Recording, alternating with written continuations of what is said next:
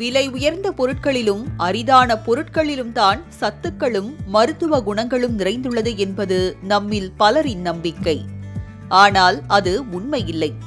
மிகவும் எளிதாகவும் மலிவாகவும் கிடைக்கும் பொருட்களிலும் ஊட்டச்சத்துக்களும் நோய் எதிர்ப்பு சக்திகளும் மருத்துவ குணங்களும் நிறைந்துள்ளது என்பதுதான் உண்மை. அந்த வகையில் பல்வேறு மருத்துவ குணங்கள் நிறைந்த எளிமையான பொருள்தான் பனங்கிழங்கு. தமிழ்நாட்டில் மாநில மரமான பனைமரத்தில் அத்தனை பாகங்களும் மனிதர்களுக்கும் இயற்கைக்கும் பல்வேறு நன்மைகளை பயக்கக்கூடியவை.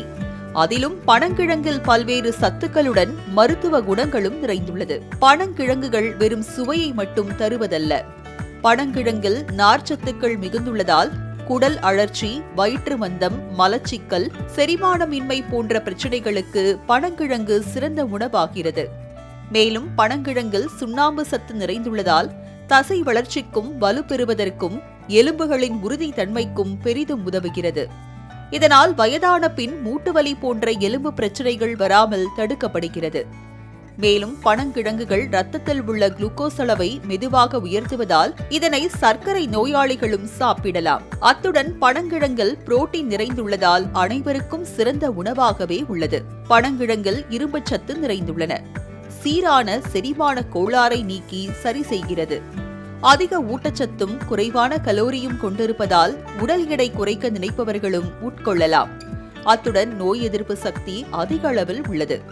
எல்லாவற்றிற்கும் மேலாக பனங்கிழங்கில் ஒமேகா 3 உள்ளதால் இதய ஆரோக்கியத்தை மேம்படுத்தி மாரடைப்பு, பக்கவாதம் போன்ற பாதிப்புகள் தடுக்க உதவுகிறது. மேலும் இயற்கையான முறையில் ஆன்டி ஆக்சிடென்டை அள்ளித்தரும் பனங்கிழங்கு புற்றுநோய் செல்களுக்கு எதிராகவும் போராட உதவுகிறது. இத்தனை சிறப்பு குணங்கள் நிறைந்த பனங்கிழங்கு கடைத்தெருக்களில் எளிதாக விற்பனை செய்யப்படுகிறது. தமிழர் திருநாளாம் பொங்கல் பண்டிகையின் போது இந்த பனங்கிழங்கும் அறுவடை செய்யப்பட்டு படையலிடுவது வழக்கம். அந்த வகையில் பொங்கல் பண்டிகை நெருங்கி வரும் நிலையில் ராமநாதபுரம் மாவட்டம் திணைக்குளம், ரெகுநாதபுரம், வாலந்தரவை உள்ளிட்ட 100க்கும் மேற்பட்ட கிராமங்களில் பனங்கிழங்கு விதைக்கப்பட்டு தற்போது அறுவடை பணிகள் நடைபெற்று வருகிறது. பனை விதைகளை மண்ணில் விதைத்தால் அது குருத்தாக வளர தொடங்கும் போது பிடுங்கி விடுவார்கள். அவ்வாறு பிடுங்கப்படும் பனைமரத்தின் வேர்களைத்தான் பனங்கிழங்காக நாம் சாப்பிடுகிறோம். அதுல அதிகமா நார்ச்சத்து இருக்கிறனால நம்மளுக்கு உடலுக்கு நல்லது. சாப்பிட்டா பனைமரத்தை பொறுத்த வரைக்கும் எல்லாமே பயன் தரக்கூடியது. அதுல இலை, பதினி நிறைய இது நம்ம அதுக்கு நொங்கு நிறைய இது நம்மளுக்கு மருத்துவ குணம் அது கொடுத்துக்கிட்டு இருக்கு. அது சாப்பிடறதுனால நிறைய நன்மைகள் இருக்கு. நம்ம உடம்புக்கு நிறைய வகையா சாப்பிடலாம். அது ஒரு சில இதுல புட்டு செஞ்சு சாப்பிடுவாங்க. நிறைய இது அவிச்சு சாப்பிடலாம், சுட்டு சாப்பிடலாம். அது நிறைய சாப்பிடலாம். ஆடி மாதத்தில் மண்ணில் புதைக்கப்பட்ட பனை விதைகளை மார்கழி, தை மாதங்களில் அறுவடை செய்து விற்பனை செய்கின்றனர். இவ்வாறு அறுவடை செய்யப்படும் கிழங்குகள் தரம் பிரிக்கப்பட்டு விற்பனைக்கு அனுப்பி வைக்கப்படுகிறது. 100 கிழங்குகள் கொண்ட ஒரு கட்டு 200 முதல் 300 ரூபாய் வரை மட்டுமே விற்பனையாகிறது. கிழங்கு போட்டிருக்கிறேன். கொஞ்சம் இந்த பொங்கலுக்கு முத்திருச்சுன்னு சொல்லிட்டு கிழங்கு பறிச்சு விற்போம். 240 ரூபா அப்படி விற்போம். கொண்டு போய் அவ்வளோதான்.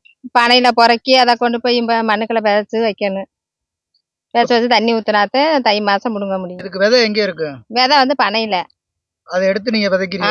பனையில இருந்து வெட்டிக்காந்து அதை கொண்டு விதைக்கணும். எவ்வளவு நாள் அது முளைக்கிறதுக்கு வரும்? இது ஆடியில போடுவோம். போட்டு இப்ப தை மாசம் இப்ப மார்கழியில விடுவோம். ஒரு விதைக்கு எத்தனை கிழங்கு வரும்? ஒரு கிழங்குதான். எவ்வளவு விலை விக்குது? 240 ரூபா. எவ்வளவு கிழங்கு? 100 கிழங்கு. பல்வேறு மருத்துவ குணங்கள் நிறைந்த இந்த பனங்கிழங்கு மிகவும் எளிமையாக கிடைக்கிறது. இதனை வாங்கி சாப்பிட்டு உடல் ஆரோக்கியத்தை மேம்படுத்துவதுடன் பனை விவசாயிகளின் வாழ்வாதாரத்தையும் பாதுகாப்போம். மாலை முரசு செய்திகளுக்காக ராமநாதபுரம் செய்தியாளர் கண்ணன் பாபுவுடன் ஷீபா ஜானட்.